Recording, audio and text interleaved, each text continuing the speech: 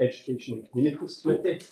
This meeting has been held remotely and also in person, and will be filmed and recorded for live and subsequent broadcasts available through the Council's website. The Council is a data controller under the General Data Protection Regulations and Data Protection Act 2018.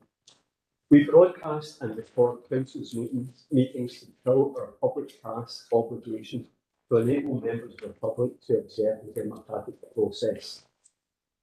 Data collected during this process will be retained in accordance with the Council published policies available on the Council's website.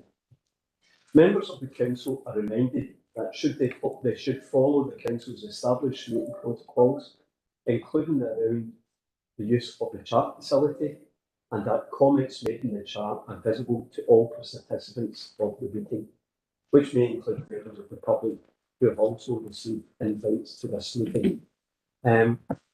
With that, can I open the meeting and can I ask, first of all, for apologies, substitution and declaration of interest and we'll move to the roll call. Convener, we have apologies from Councillor Maguire with Councillor McCabe substituting. We'll now move to our second roll call, followed by any further declarations of interest. Can the following members please indicate if they are present at the meeting either in person or remotely? Councillor Armstrong. Present in chamber. Councillor Brennan. Present in chambers. Councillor Clockerty. Present in chambers. Councillor Daisley. Present in chambers. Councillor Law. Present in chamber. Councillor McCabe. Present remotely. Councillor McVeigh. Present in chamber. Councillor Moran. Present in the chamber. Councillor Quinn. Present in chamber. Councillor Robertson. Present in the chamber. Councillor Wilson. Present remotely. Reverend David Burt. Present remotely. Mr James Docherty. Present in the chamber.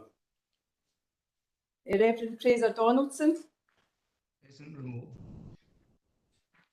Are there any further declarations of interest?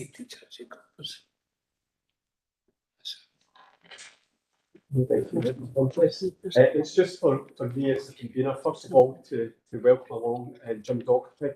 For most of us, Jim's a well-Kent face, even if I didn't recognise him on civvies when we were out in the corner there. Jim's going to be the Catholic Church representative on the committee, and we wish Frances all the best. She's now stood down for that role after filling it very diligently for a number of years, and I'm sure Jim will do the same. Can I welcome Jim to the meeting? Thank you. Can I welcome all the new members to the education part of the meeting as well. And also we have, first of all, I suppose, Linda, I'm trying to see, can I see Linda? Yeah, she's there. Yeah. Second bottom line in the middle. Oh, and Linda, I hope your head's not going to swell through the size of the screen just now, because I'm going to actually speak very nicely about you. This is Linda's last Education and Communities meeting.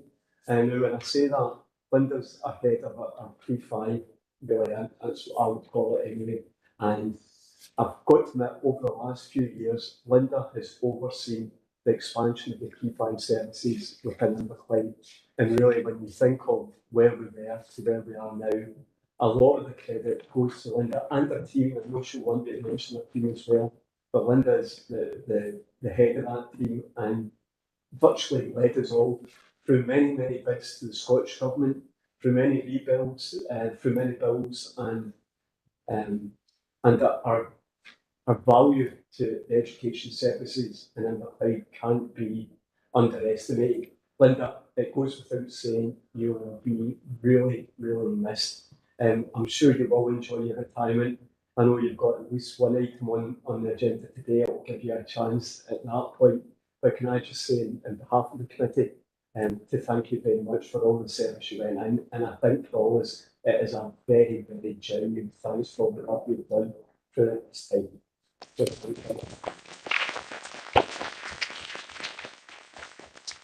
And can I say with that, unfortunately, it goes for me now to welcome Yvonne along. Yvonne, as you can hear, you've got an extremely hard act to follow in Linda. Yvonne will be taking over from Linda's position. I'm not exactly sure when, Linda, but it's delighted to see Yvonne here today. Yvonne, I hate to say it, if you're half as good as Linda, you'll be a credit in our guidance. I'm sure you'll be acting on Ayrshire as well. So can I just welcome you along today as well for this portion of our committee meeting. And with that, unless there's anything else I've missed, can we move along to the agenda items?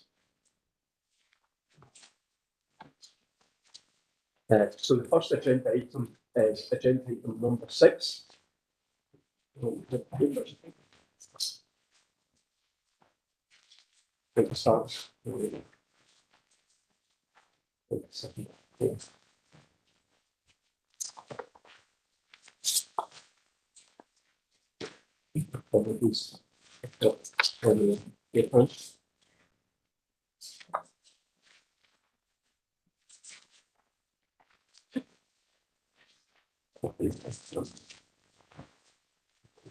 Thank you. I feel it's saying thank you. Jump the heat melted it. As you can see, it's an education capital programme, and I'll just an introduction to this. Members will know over the years how large our capital programme has been and how substantial these papers have been. We see today that this side of the agenda is not very big, and it's really down to the work again that Eddie and his team has put in over a large number of years. So with that, I'll invite Eddie to speak to the report. Eddie. Thanks, convener. Yeah, it's a relatively short report, and I'll just go through briefly the various items on it. Gourock Primary School is the last remaining major project, and we are now seeing signs of that nearing completion. It's been a long road. The main first phase, the contractor is hoping to have that complete just ahead or at the end of the month, just at the school end of the term. The scaffolding is starting to be removed at the front of the building. Internally, it's mainly finishes now, and the new kitchen is to be installed this week. So that's a positive move. The only kind of negative side of that is the last phase, which is converting the existing kitchen into a classroom. It will be a tight turnaround to have that complete in the 6 weeks over summer, and as such, we're having to retain the temporary accommodation on site just in case it isn't finished, and that will be there for a short period, hopefully into the new term, and it'll be removed over weekends and out of hours, as and when the final phase is complete. The demolition of former Sacred Heart Primary School is now complete. There's just some material on site to be finally redistributed and removed, and that's it, complete. And on section 6 is a summary of where our main activity lies these days in terms of life cycle works. There's a wee summary of all the work that we're planning have either completed or will do over summer and beyond, and that's not exhaustive. There's other work that we're also looking at between now and the end of the financial year, and a similar summary for the public-private partnership schools in 6.2. In 7, there's a small budget remaining in the earmarked reserve for from work to early years establishments and associated nursery classes, and we're looking at completing hopefully some of that over summer and beyond, as noted in the report, certainly before the end of the financial year. And the last update is on the interactive whiteboard and active panel refresh. The last major phase of replacement of the old active panels was completed at the end of Easter holidays, and we're now into the kind of planned refresh cycle, which is every 7 years going forward, and it'll involve various numbers of different boards every year, just depending on how old the equipment is. So happy to take any questions. Thank you, Eddie. I'll open up for questions. Any questions of all? No questions. And Stephen, how's my phone? Yeah, thanks, Jim. Just reiterating the point you made at the start of the meeting, it's obviously good to see that we've come to the end of this sort of main schools investment programme, but I did raise with Eddie previously about where we go from here in terms of the sort of future investment needs and how potentially we can look at tapping into the funding that's available from the government. So it's just to ask Eddie when we can expect some report coming before us in terms of the sort of future investment plans for the school estate. Yep, through you, convener. It is an outstanding item. We definitely need to develop another learning estate programme, and that has to also consider the net zero implications and the strategy adopted by the council, and the targets set for that for all of the council's assets. So that work is still ongoing. I don't have an exact date. It's part of the various asset strands that we're reviewing at the moment. So we're looking at a leisure estate, we're looking at the school estate, we're looking at everything else in between. So it will depend on input from other services as well, including education, because there's large parts of that are strategic, including the digital strategy and various other things that you need to weave into that learning estate investment plan. But part of it has been completed, and it just needs to be taken forward and brought to you in a draft format at some point in the hopefully not too distant future. Okay, thanks for that, Eddie. Okay. Any other member? No. Can we agree the contents of the report? Yes. Thank you. Can we move to agenda item number 7, which is the Education, Communities, Organisation, Development, Corporate Directorate Improvement Plan, 3-year progress, 2022 to 2023. If you want to kick this off? Yes, not a huge amount to add to the report. This is the progress that's been made in Appendix 1 and also the refresh of the CDIF in Appendix 2. Absolutely. Question from members? Francesca? Thanks very much, convener. So I just had noted that the physical activity and sport pilot addressing barriers to participation in physical activity and sport for young mothers and vulnerable females. It sounds like a really interesting and important pilot. So I see that one of the timescales mentioned June 2022. So I just wondered if there was any more information about the launch of that. Good. This is an initiative that we're encouraged to do with our partnership with Sport Scotland. I don't know if you have more information on where exactly we are with that pilot. Yeah, through yourself, convener. Yeah, we're working very tirelessly on this at the moment. We're about just to bring a paper back to Ruth and Tony on it with Sport Scotland, but we've identified the eastern central area of Greenock to work with a number of vulnerable females and also work with a number of young mums within that area to bring them back into sport again. And this will be part of the active strategy that we're working on. And we've got a presentation tomorrow night to the community groups within the town hall to talk about the active living strategy. So that's part of that. But we're nearly ready to move for that. We've identified a number of stakeholders who will be involved in it, and I'm hoping to bring a paper back to the next committee on the progress of it. Francesca? Okay. Okay, thanks. Any other member? Hi, Kirsty. Thank you. I just want to note on section 5.3, it was saying on page 35 that it was agreed that improving and applied initiative wouldn't be progressed at this time. Is there a reason why, and is there other things in its place as a result? Yes. Again, that was a partnership initiative that was initiated by the police. Of course, we've had a pandemic since then, and our understanding is that the safety partnership with the police are no longer in a position to be able to take that forward. So we've just cooperated. Thank you. Kirsty? Any other member? No other member? Can we agree the contents of the report? Thank you. Can we move to agenda item number 8, which obviously we had a presentation on this morning? If you want to start us off, or straight to Michael?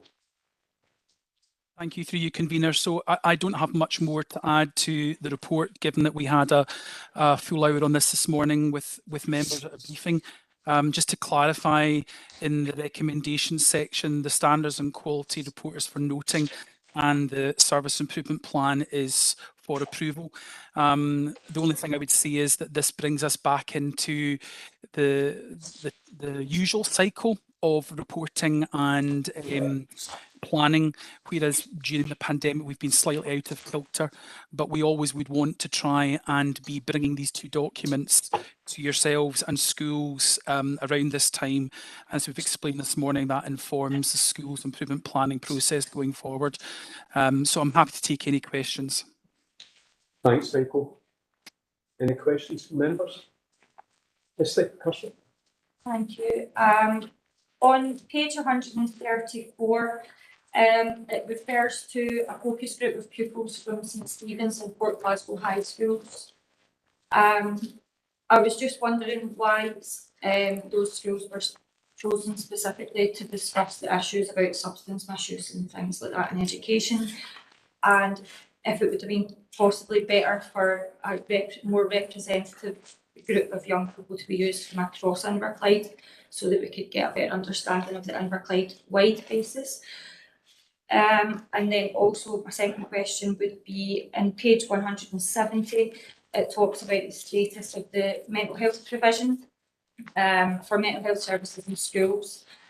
I'm aware that the Scottish Government have given resource for counselling services, and as I'm just starting out obviously in this committee, I just wanted a better understanding of where Inverclyde is specifically with implementing that resource. Okay, through you, convener. Is it okay to proceed, Jim? Yes, Michael. Yep, sorry. So I'll go in reverse order, but I might ask Hugh to come in on the focus groups at St Stephen's and Port Glasgow in a minute. But to start with the first question, we absolutely have got a service running in Inverclyde through the funding that you've referred to. In fact, that funding has been enhanced by budget from HSCP, and what we offer to the community is a health and wellbeing service, and within that, part of the offer is one-to-one counselling. The budget that we get directly from the Scottish Government is for a certain age range, and we extended that beyond that age range to capture more pupils. The service is run by Action for Children, and that we're now in our sort of coming to the end of our second full year of that, and in September, as we did last year, we'll bring an update report on that service to committee. So just to confirm that yes, we do have that service in operation, but it's enhanced beyond what we're actually funded for. Can you maybe make comment about the focus groups at the campus and why it wasn't beyond? Hugh, what I'll do is I'll bring Ruth in first for that one. Right. Just to say that really was a focus group, it was a small group, and if you read to the next sentence, it says information is also gathered from our young people through Clyde Conversations. So again, we use Clyde Conversations as, again, it's a sample from all our schools, but drugs and alcohol education was a big part of that. So basically it's just homing down and just getting to the nitty gritty, and it will be to do with the availability of the schools, who takes up an opportunity. It's nothing to do with the actual schools themselves where we use focus groups. Thank you. Hugh, have you got anything you want to add from a CLD point of view? Yeah, just from for yourself, convener, the key element of bringing Port Glasgow and St Stephen's together was due to the sudden death of a young person in that catchment area, and that was the key element why we decided, with discussion with the head teachers, about bringing both schools together, and it was the young people who asked for some support through that at that time. And as the chair of that working group at the time, that's what we decided, but it was always keen that we would take it forward, as Ruth says, through Clyde Conversations and other ways that we're engaging with young people. Thanks, Hugh. Thank you. Thanks.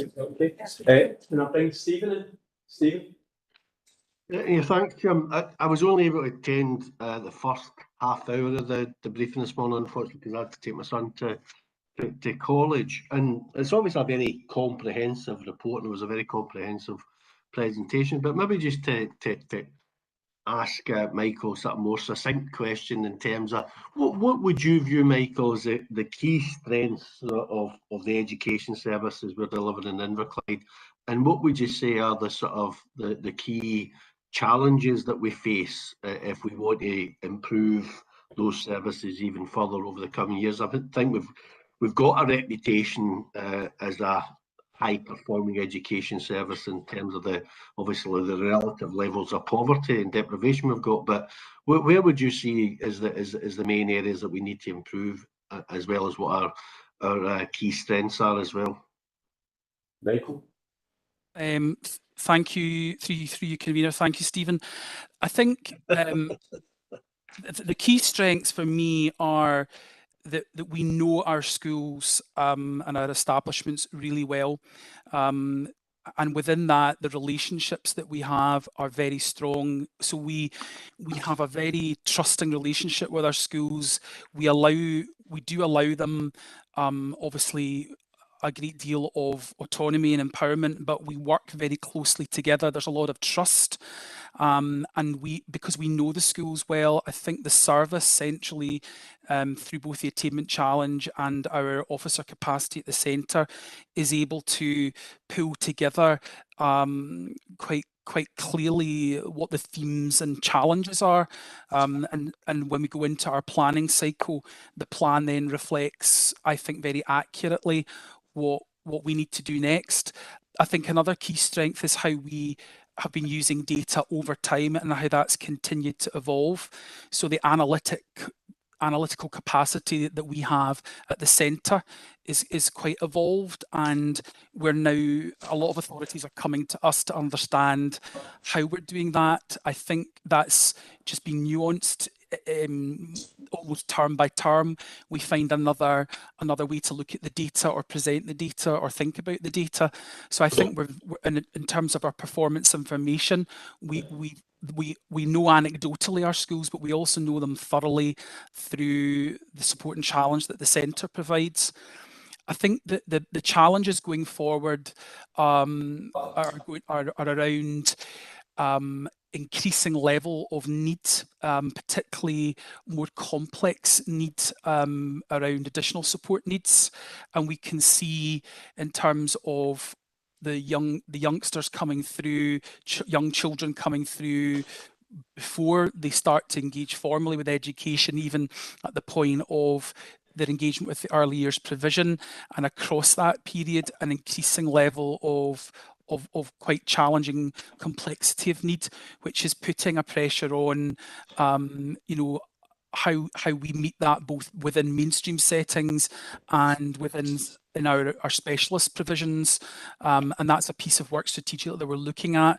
We can foresee that over the next 3 to 5 years, we're going to need to evolve some of that specialist capacity.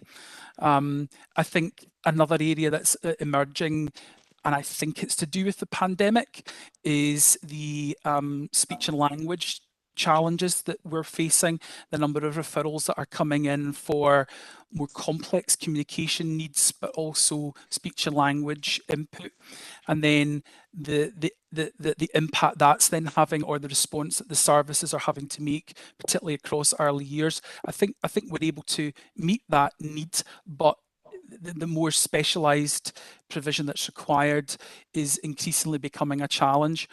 And I think at the far end, one of the big challenges for us is about the sustainability of young people leaving education and going into a destination. I think we've more work to do, as the plan indicates, to identify more pathways and options for all children, but specifically those young people with additional support needs.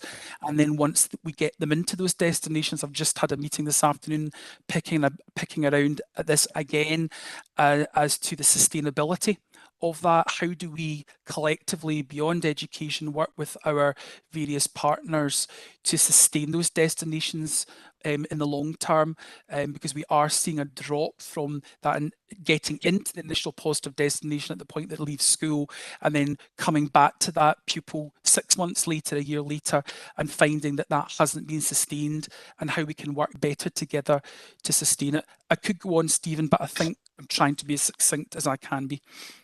I mean, that's very helpful, Michael. I suppose overlaying some of that is obviously the resource challenges that we're going to face over the coming years, and how can we utilise what in real terms will be a decrease in resource to achieve better outcomes from those who are less able and those with additional support needs. because certainly anecdotally, from my perspective, I think we do have huge challenges in trying to ensure that those who are least able and those who have got additional support needs achieve better outcomes than they're currently achieving. Okay. Yeah, thanks, Stephen. Ruth, have you got any that? No.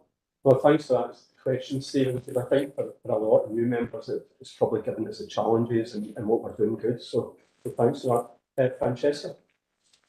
Thanks very much, convener. I think page 134 is an important page. As a question about that myself, so I welcome all opportunities that are presented to embrace substance misuse education to support underprivileged young people, with the aim essentially being that will improve and ultimately save lives in our community. So I noted that the West Partnership was produced and shared the draft of a new resource. I was wondering if we could find out if Underclay Council will be taking up this resource and if it's quite a comprehensive resource that will be important going forward. Good. Yeah, it's something we certainly consider looking at going forward, and we can go back to you the next committee with more details on it. Through you, Convener, I think they're still working on the resource at this West Partnership level. I know there's a lot of health and wellbeing resources being developed together.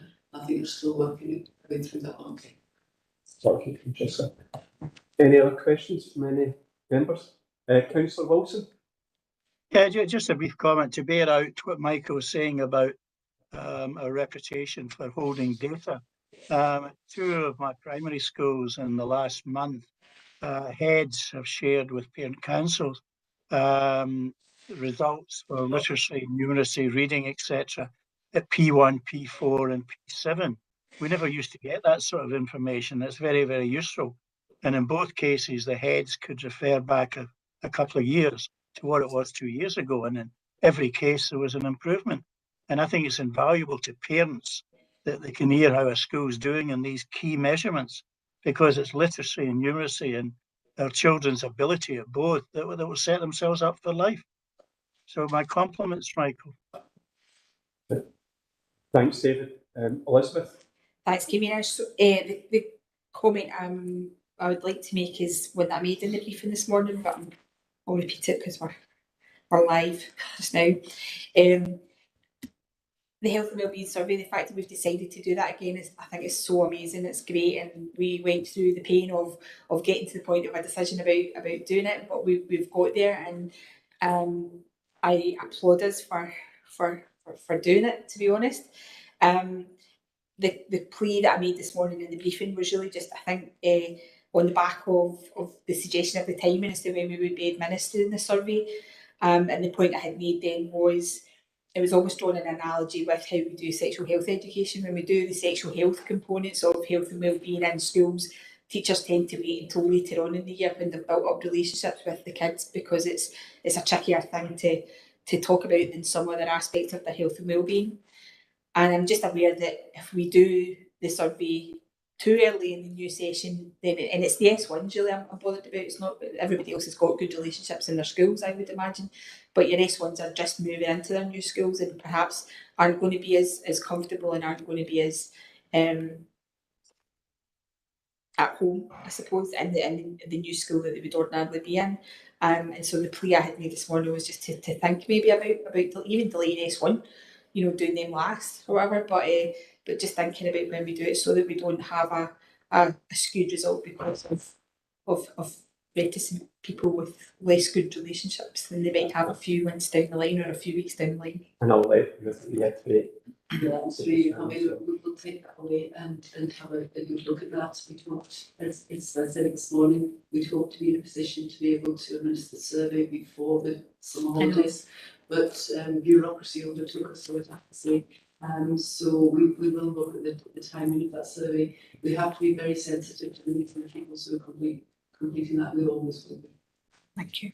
Okay, Elizabeth. Yeah, absolutely. There's no other questions. Can we agree the report? Thank you. Can we move along to agenda item number 9? Again, those who were on the committee before the election will know this was the thorny issue of dairy division. But what I'll do, this is and really about the Tradgate area, and I'll let you introduce this paper. Ruth? So this paper is particularly about the catchment area for Gaelic medium primary. So what we are looking at is to establish a catchment area for the whole of Inverclyde to service Gaelic medium education at Windmill Primary School. We had previously not had a catchment area, and one of the Gaelic had said to us that they would really want us to establish a catchment area in Inverclyde, so that will be called Inverclyde.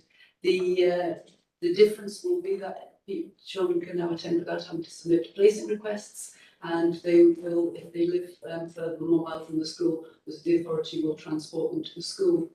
In looking at this, the parents had asked us a few questions about if you send your child to Gaelic medium primary education and then subsequently change your mind, do you then have to submit a placing request to another school? So we put this into our recommendations, that's saying that basically they can revert without the need for a placement request to their non-denominational catchment school. And also Windhill, if you've attended Windhill, it will be classed as having attended an associated primary school for going on to secondaries. So the one issue that I want to bring to your attention is that when we had originally proposed looking at the transport for primary, that was in partnership with looking at secondary Gaelic provision possibly being in Inverclyde. And some of our thoughts was around the fact that if we were paying less money to take children to Glasgow, that money could be used to help support the primary transport. We are not in that position, so now we do have a pressure against the budget of approximately £30,000 that we're going to have to go away and have a look at and see how we're going to manage that. But we'll expect it to be managed within the Directorate's budget, and a further report will be brought back. Thanks, Ruth. All questions? Elizabeth first. Thanks, Convener. I guess this is just tightening up really where we are in making a tighten up of what the catchment is. Do we expect that this is going to have an impact on the number of people who choose Gaelic medium? Could this become, so for example, if we've got £30,000 pressure now, could this become, by virtue of this information getting out there, that the whole of Inverclyde is now the catchment area for Gaelic medium, become a victim of its own success in 2 years' time? We've got £250,000 travel pressure because everybody's going there. Have we kind of done any projections, planning around that? So we anticipate that it will help promoting Gaelic medium education, and we need to promote Gaelic medium education. We do so, and we've got a very successful school. But if finance had previously been a barrier, because of transport and no longer will, and we would expect or would hope that places will increase. We simply don't know the amount that will happen. Anecdotally, we hear it will go through the roof, and then other people are saying it will probably make very little difference. So we will just have to look at what the trend is. Currently, we don't refuse any placing requests.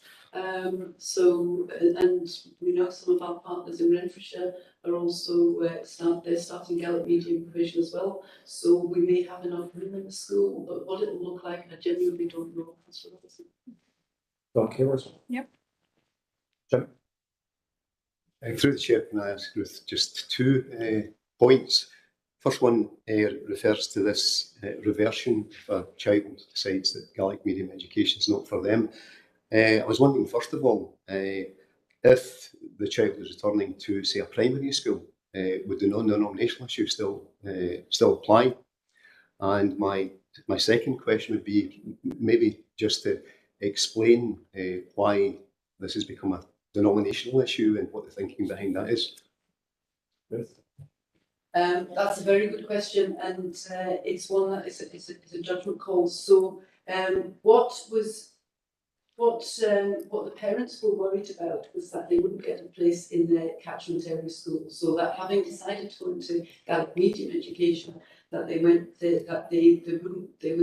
if they changed their minds, then they would have to their child have to be transported out with the catchment area. So looking at the fact that where we have had positions where people have had the option to either to choose a non-denominational or a Catholic school, there has been some tension where people have felt people have had an artificial privilege on going into a place above another child. So it's my recommendation to you that we close that off at the moment. That does not mean that that cannot return to a Catholic denominational school in their catchment area. What it means is they don't need a placing request to do that. It will automatically be that they've chosen non-denominational at the beginning of their journey. Jim? I'm just trying to clarify this. So the thinking is that by choosing Gaelic medium education, that the child has in effect, or the parent has in effect, opted out of the Catholic sector.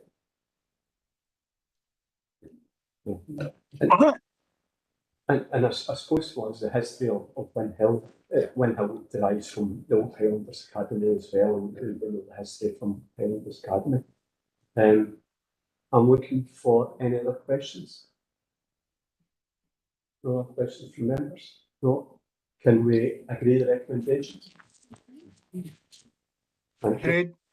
Thank you on that. And can we move to agenda item number 10, which is the educational update report of overview on national local activities. Michael? Through you, convener. So I'm not intending on taking everybody through all of this, and hopefully you've had a chance to read it. I'll make some brief comments about some of the content. Just at the start, sort of covering, I suppose, 4.1 and 4.2, since we have returned after Easter, we are now working on a much reduced approach to the implementation of risk management in schools linked to COVID. I think I would summarise the last term as it has felt much more like, dare I say, normal. And you can, I suppose it's like green shoots appearing after planting some seed. You can see life coming back into schools. Just following schools on Twitter, you can see that, being out and about, you can see that happening. COVID is still there. Obviously, the reporting around that is still happening on a weekly basis, but the numbers are very low. Although having said that, just in the last 48 hours, we've had a run of a few senior leaders themselves having COVID, and I think that's been reflected nationally. But schools are continuing to assess risk, I suppose, around key individual pupils or cohorts of pupils. But generally speaking, in terms of the mitigations that were there, it's very much now a much more personal choice around staff and pupils, for example, wearing masks. But being in and out of schools, as I am on a weekly basis, you can see young people and staff making those choices. So in general, the risk management is there where it needs to be, and some of the good practice around hygiene and hand washing still continues as it should. And in 4.2, our attendance again, I have to say, looks much more like it would normally. And having seen a sort of drawing together of a conclusion of the year, I do expect our over attendance, a figure for 21-22 to be down, because we were really hit badly, as you'll recall, through previous committee reports in the spring term, with a lot of young people off through COVID. The Scottish exam diet is complete, and I have to say that went off well. I think we had a lot of contingency planning in place in anticipation of COVID affecting the examination diet, but that didn't really happen. I even, with some of my colleagues, went through invigilator training in readiness to go out if we needed to invigilate exams, and that didn't come to pass. So the reports back from schools are that it went as smoothly as it possibly could, given the journey that we've been on, and that schools are very proud of the young people and the level of resilience that they have shown and the way that they attended to the exam diet. And I have to give credit to the schools for the ongoing work that they did pre that examination diet and during it, to ensure that young people were as well prepared as they possibly could be. There's a couple of consultations referred to where links have been provided to you that we're making you aware of. We will be putting back service responses to these. The home education guidance consultation, the link is there, and we've drafted our response to that one. We are at 4.5 in the process of producing the final parental engagement strategy, which we'll probably bring back to you at a future committee in more detail, which outlines again what's going well within the authority based on the feedback we've gathered through the census, but also through our own ongoing evaluative work. And as well as key actions that we need to be taking. But you'll have noted in the service improvement plan that family learning, parental engagement continues to be a key part of our work. At 4.6, we're delighted. I didn't mention this in my answer to Councillor McCabe's question earlier on, but we are very pleased that we have been granted an Excellence in Professional Learning Award by the GTC, which is not often given out, but it's in recognition of the very high quality training and professional development offer that we have within the authority for our schools. And again, that the credit for that lies with a number of officers and all of our head teacher and heads of establishments who make a massive contribution to that, along with many teachers, promoted members of staff that have over time created a really fantastic offer that has been recognised in this way.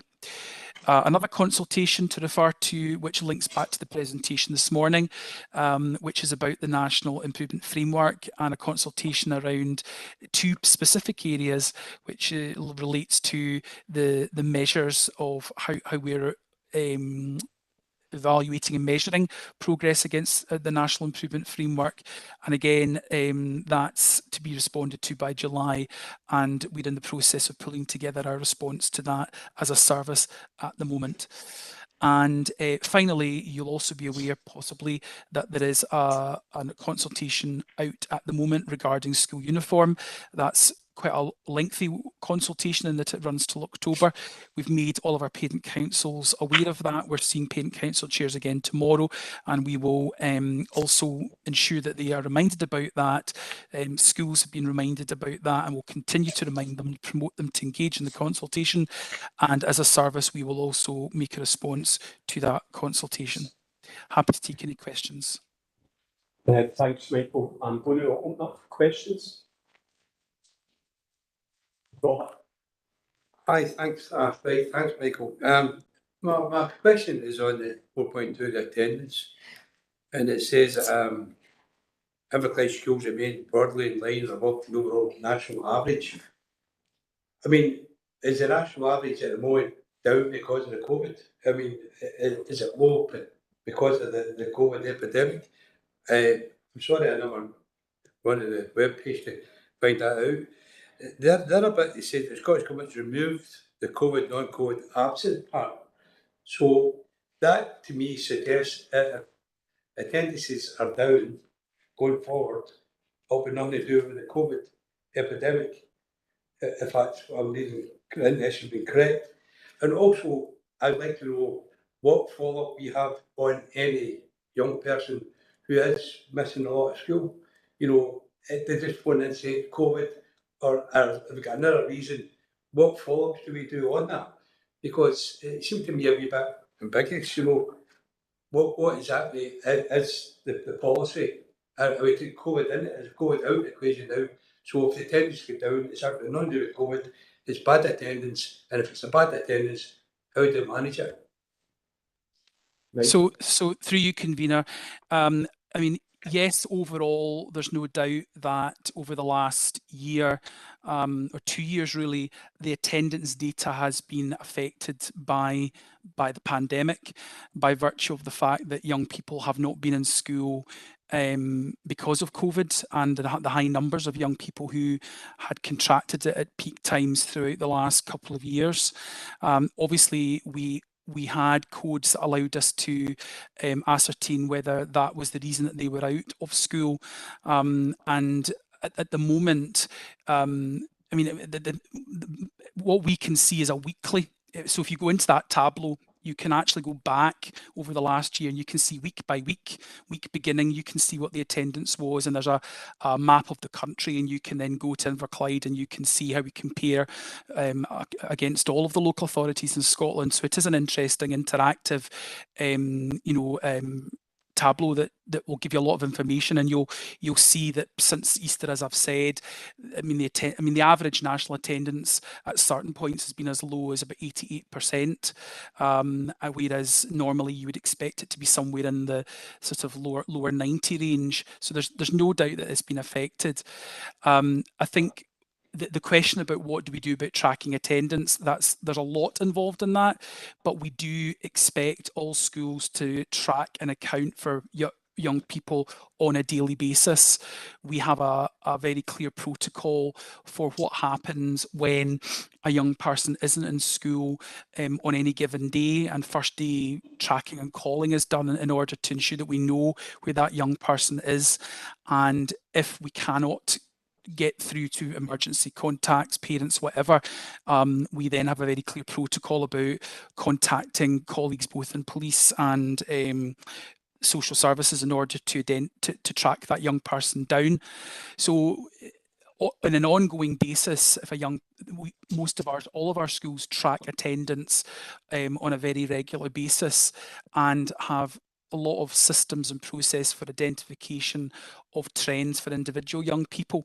And what we would always seek to try and do is work proactively and positively with the family to understand what are the barriers that are preventing that young person coming into school. Some of it could be genuine, ongoing, complex health needs.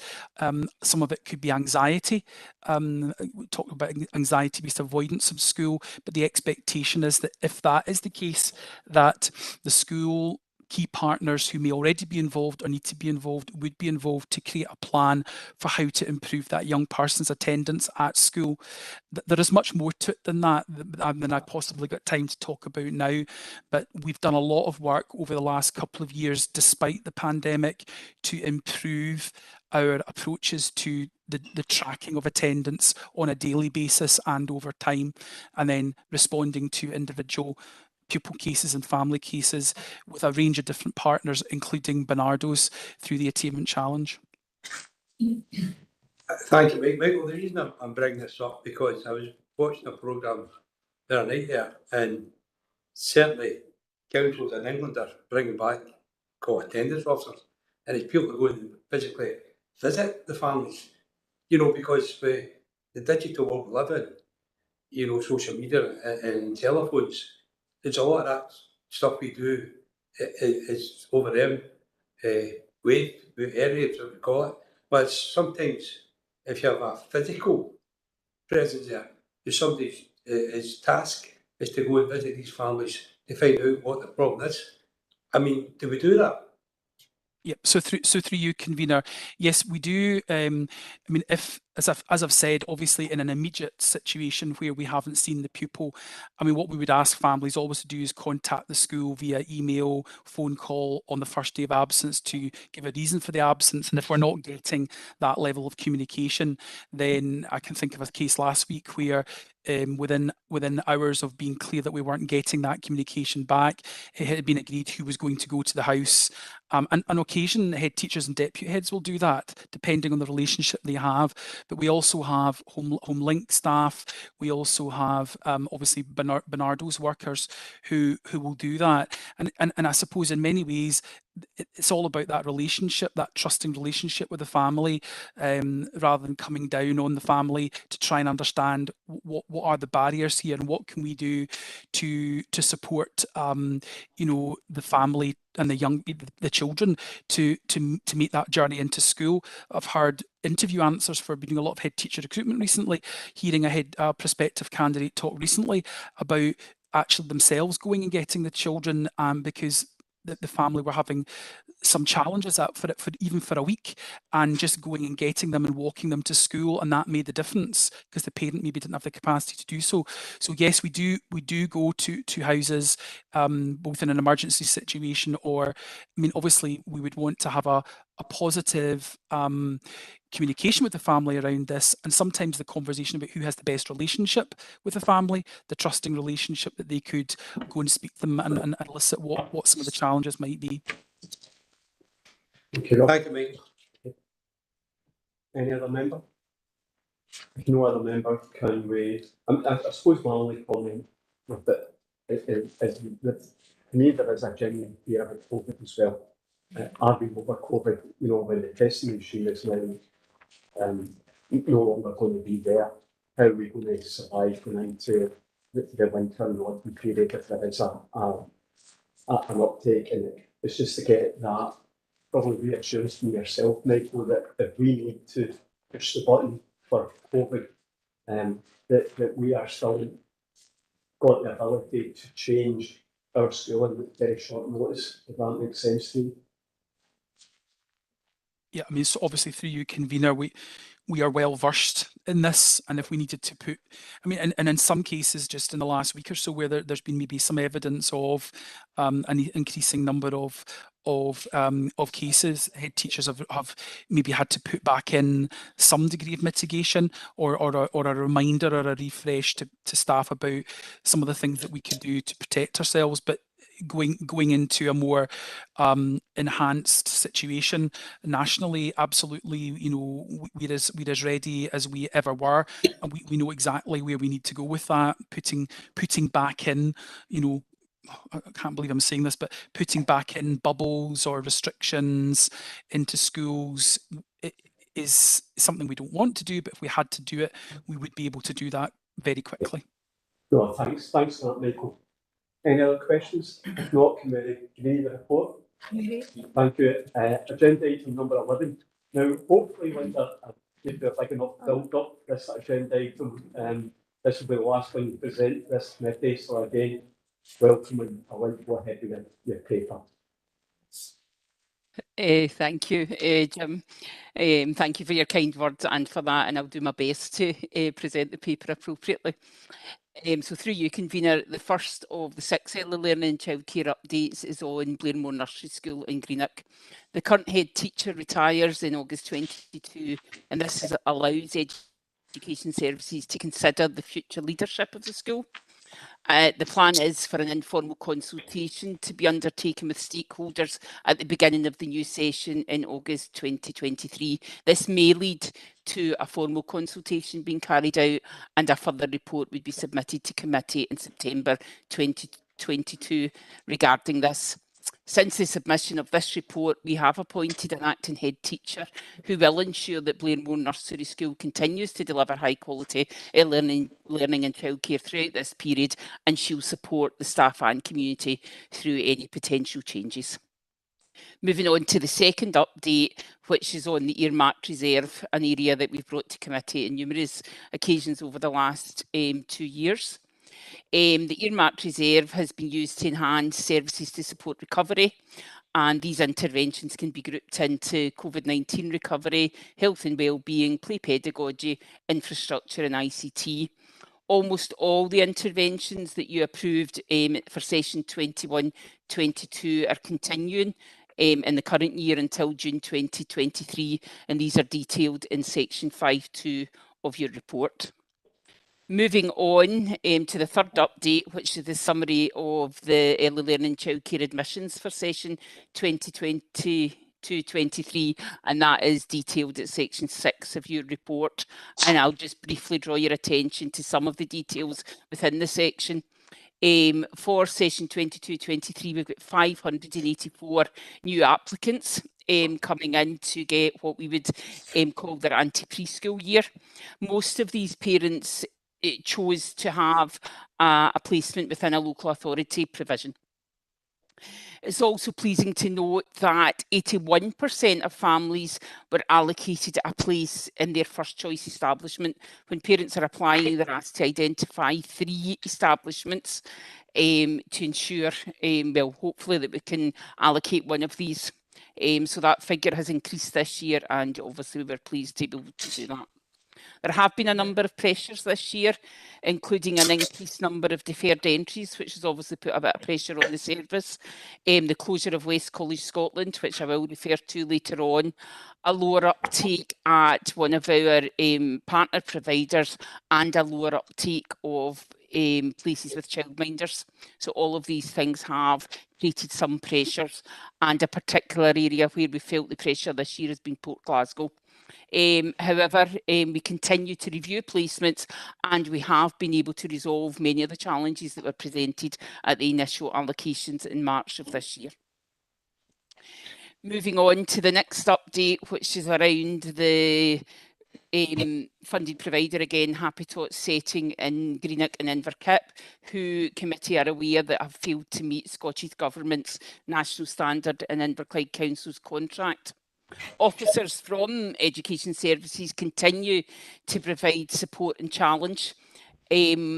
This has improved, similar to what Michael was saying, because of the loosening of COVID restrictions. We're now able to have more face-to-face contacts and visits to the centre, and that has enabled officers to make more robust judgments on progress that both settings are making. There is some evidence of progress in both settings, more at Inverkip than there is at Greenock, but it's important to know that they are both progressing. However, we will continue to closely monitor this. We are hoping, and it is anticipated, that by June 2023, both services will meet the conditions of the Scottish Government's national standard for early learning and childcare and Inverclyde Council's contract, and we'll continue to monitor that really closely. Moving on to section 8 of the report for a very brief update on West College Scotland Nursery. As again previously reported to committee, the nursery within West College Scotland campus is closing later this month. The children indeed have already finished. All children affected by the closure have already been allocated an alternative placement in another establishment, and transition activity to ensure a solid start to that new placement is well underway. Staff from the nursery continue to be supported in relation to employment opportunities within the local authority. Almost all staff have now registered for supply work, and interview recruitment support continues to be offered, and that offer will continue even after the college closes, or the college nursery closes. The last update from me today, or the last update from me forever, is on the statutory quotation, which is detailed at section 9 of your report. Section 9.5 and 9.6 gives all the details of the consultation and the responses from parents.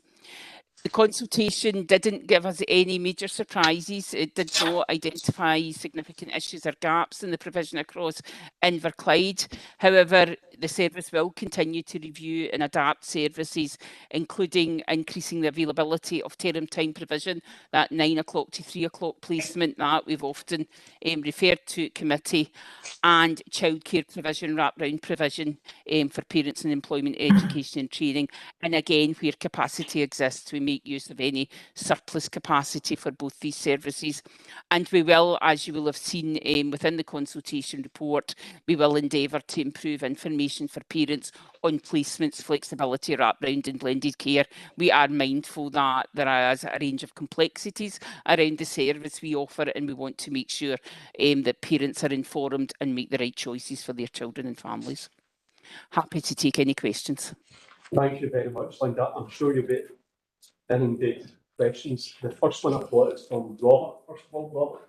Aye, well, thank you, Linda, and I hope you enjoy your retirement, but I'm going to ask a couple of questions if it's all right. My question is regarding Port Glasgow, which you did mention yourself. I had various constituents contact me regarding the placement requests for their children.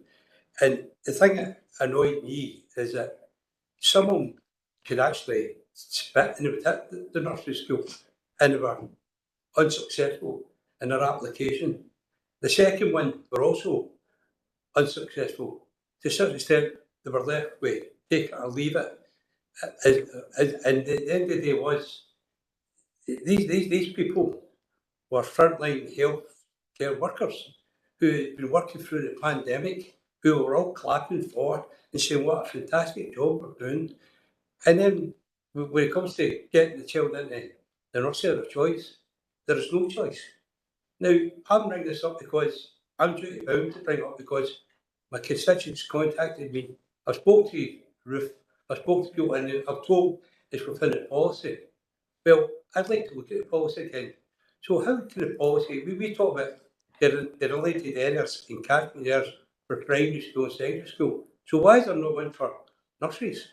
I mean, if you're looking across the street for an establishment and you're told you can't get it, it's pretty poor. So if it is the policy we're working with, I think we need to look at this policy again because it doesn't appear to be fair to the people that contacted me. I'll let Linda come in first and maybe Ruth come in as well at the end of it with regards to policy. Linda? Okay, through you, convener. Councillor Martin, we are mindful that, you know, nursery admissions are complex. We are very clear that we do follow the policy at all times to ensure there is equality across our allocations. You know, you rightly acknowledge that I had referenced Port Glasgow. It has been a difficult year. We know that not all parents got their first or second choices, and that comes down to what you've correctly identified is the area of the idea of defined areas. Early years, I suppose, is different from primary and secondary, is that we offer a range of services.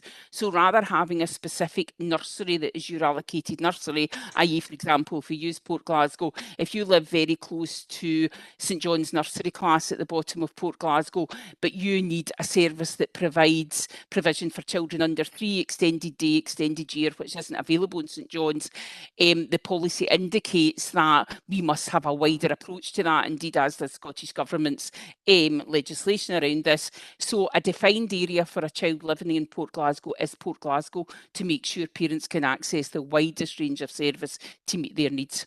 Notwithstanding that, we absolutely acknowledge the challenges of not getting in to your local school or your local nursery may challenge, especially as you say, around key workers. I can absolutely reassure you that where parents are challenged and come to us with issues, we do review them. We always have movement across the year. And, you know, I can say that some of the issues that we've had in Port Glasgow have been resolved since the initial allocation.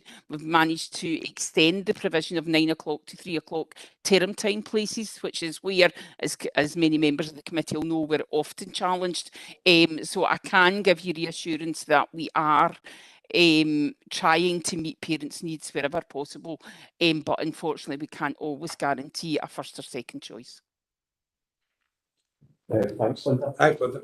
Is that okay? I suppose Robert's point on policy, whether or not it'd be a good idea at some point just to have, especially for new members as well, just to have a briefing on the general stuff of catchment area policy and where that comes into, including nursery. I don't know if members would find that helpful, but because it's obviously something you always get queries on, you know, why that's staying in Grieve Road, why can it not go to Notre Dame, why have we got to do that?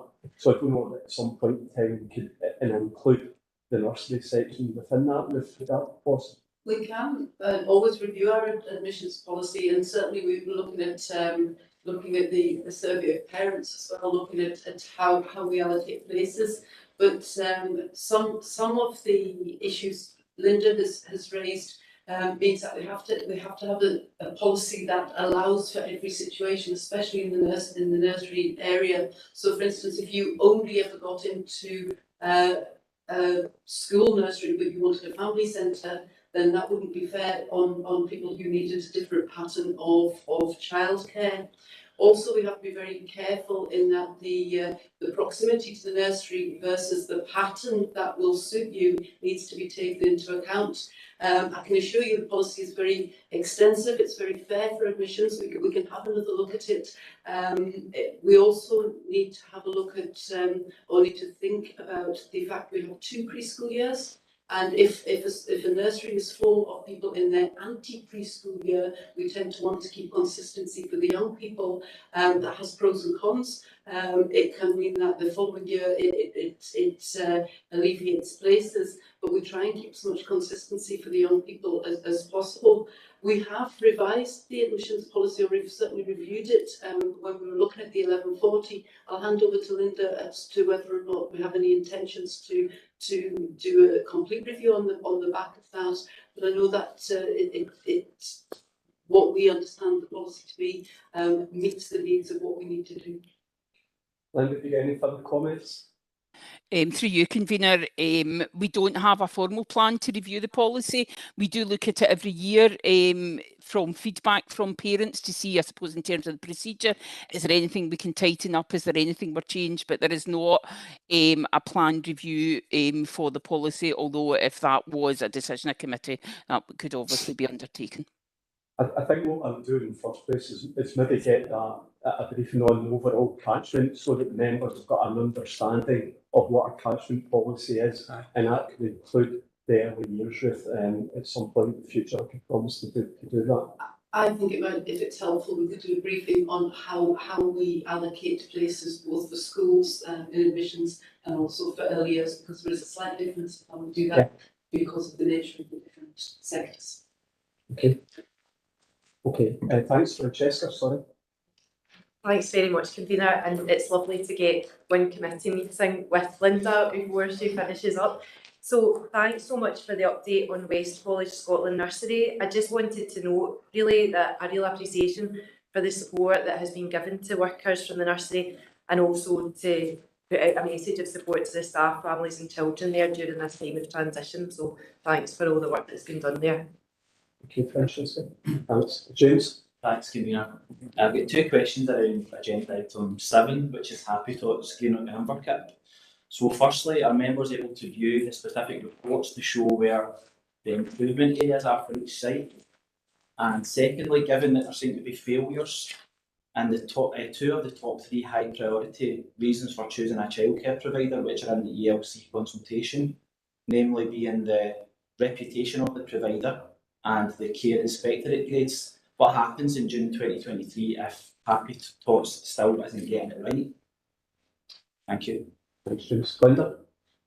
Through you, convener, Councillor Dainsley, the performance reports in terms of both settings, the care inspectorate reports which started this process off are both public reports and are available on the care inspectorate website, and I can certainly forward them. Following the publication of the care inspectorate reports, education services produced a document that identified the areas of the national standard and Inverclyde contract that the service failed to meet, and certainly these are Inverclyde Council documents, so would be able to be shared. Happy Tots then responded to that Inverclyde Council document by developing an improvement plan, and that is the focus of our monthly meetings with them, where they provide an update to us, and that's when we follow up with our support and challenge. So certainly, you know, there is, I can assure you that there's certainly robust improvement actions being undertaken. And as I say, some of the reports we can share, others are, you know, do belong to Happy Tots, and I wouldn't be in a position to share them. In terms of what happens in 2023, if Happy Tots are still not getting it right, we will continue to monitor the services really closely. We did have a different plan prior to Scottish Government changing the guidance around the national standard in response to the COVID pandemic and extending that period of time. Had we still been in the initial national standard guidance, the improvement period would have finished in October of this year. So decisions would have had to have been made very quickly. That's obviously extended as stated in the report. However, if the service does not meet the national standard or the requirements of Inverclyde Council contract by June 2023, we would terminate that contract at that time. Now, that would only be for funded ELC. A private provider can continue to deliver private childcare services for children under 3 out with a council contract. The care inspectorate are the keeper of the national standard, for want of a better phrase. Care inspectorate are due to go back into both services very soon, given the grades they awarded last year. Care inspectorate are the service that have the power to deregister a service, and that's the only way that a service would stop delivering ELC. That is an unusual step for the Care Inspectorate to take. It is a legal process. It does take some time, but I would be very hopeful that we don't get into that position with Happy Tots and that we continue to support and challenge and work with them really closely to improve the service, very much based on it's Inverclyde's children that are in that, and we want that group of children to get the best opportunity. Thanks, Linda. James? Thank you, Linda. Cheers. Any other member? Elizabeth? Thanks, Convener. I've only got 472 questions, Linda, just so I can keep it here as long as possible. One question, it's on deferred entries. I'm just noting that for this year, the August to December children who might have had discretionary access to deferred entry have got automatic access. I'm assuming that's to do with COVID.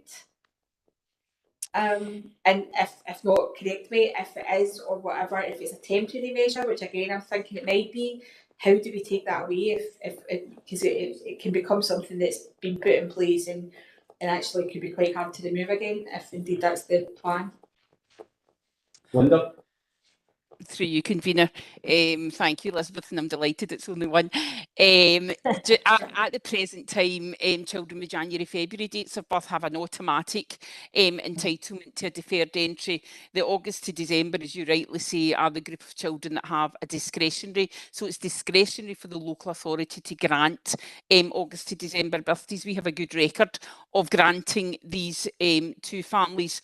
It is still discretionary until August 2023, when the Scottish Government's new legislation means that children with August to December birthdays have an entitlement to an automatic deferral, the same as January, February. So this is the last year, well, the new session starting in August is the last year we will have any discretionary deferrals from August 2023. Any child with a date of birth between August and February will automatically get that additional preschool year. That's interesting. That's completely knocked everything on its head from what I imagined it was. Who knew? There we go. It makes me want to have another child. It doesn't. No.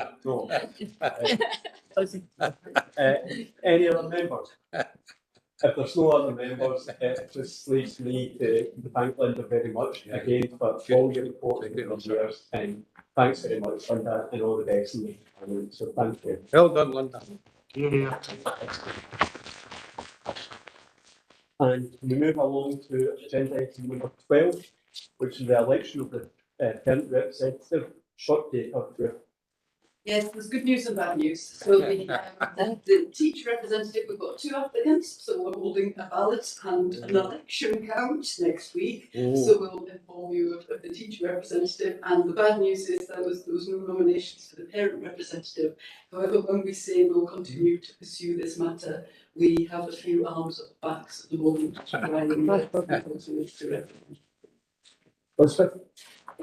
Thanks.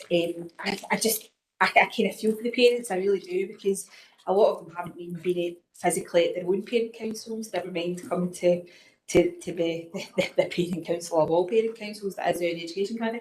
So I do feel for them. And I was just wondering if you felt like doing the Anna show and actually getting a video of Anna, like sort of selling what she did over the last 5 years, because she did a brilliant job on the committee, and actually just doing a 5-minute video that gets shown to all parent councils to maybe demystify the glory of this fabulous setting, that it's a decent thing to do with your time every 6 weeks or so. Yes, and we've half tried that, in that Anna was the best advocate for being on the committee. What I would say is we've had a lot of parental engagement. We've had a lot of the chairs of parent councils, especially during COVID. We've had high uptake of the meetings we've offered online.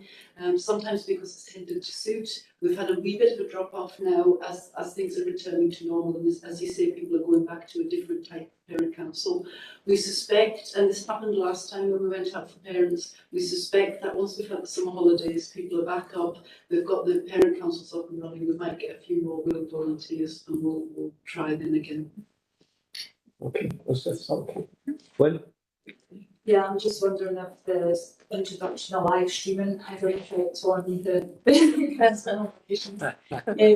But just a point, I don't know if we're advertising the fact that it's hybrid meetings. A lot of the parents, it would be the fact to physically get here at 4 o'clock, which probably isn't a great time. But actually advertising the fact that it's hybrid might actually help sway a few people. It makes it more family friendly, if you like. Yeah, through we have sort of given an overview of what's expected in the type of meetings and trying to make it as soft as possible. And we'll keep going. Stephen? Yeah, thanks, Jim. We obviously need to persevere in terms of getting a parent rep for the committee, because it's important that the parent body is represented in the committee. But I wanted to raise a tangential issue, which does relate to all the non-councillor representatives on the committee. In my capacity as council leader, I've been contacted again recently by the Humanist Society of Scotland, basically requesting that the council withdraws voting rights from non-elected members of the committee, specifically obviously the religious members of the committee. I have told them once again that my personal view is that I wouldn't support withdrawing voting rights from the religious members of the committee. That's obviously my personal view. If any other member of the council shares the view of the Humanist Society, they're perfectly entitled to bring a motion before the full council, but certainly wouldn't be something that I would support. But I think it is important that I do make the committee aware that, again, I have been approached by the Humanist Society of Scotland on that particular matter, and they can continue to campaign on it. I agree with you, Stephen. There we go. We've got Labour and Tory. That's enough. You'll get 2 votes. Right. Thanks, Stephen, for that. Any other member? Any comment? I think the comments are very nice, Stephen. We'll take them on. There's no real issue about it. And I think over time we've valued the input not only of our parent representative and our teacher representative, but we've valued the input of the trust representatives as well. So, and I mean that very sincerely. And I'm just glad for the parent representative, nobody actually said, oh, who can win, Jim, need to sit through a meeting with you, Chair. So thank you very much for that. So if we could agree that paper, and I think that is us, Ruth. Yeah, agreed. Yep. So can I thank you very much, and let's Hackley, Declan and Councillor Wilson. Thank you very much for my first education committee in this term, and you've made it very pleasurable for me, so thanks a lot.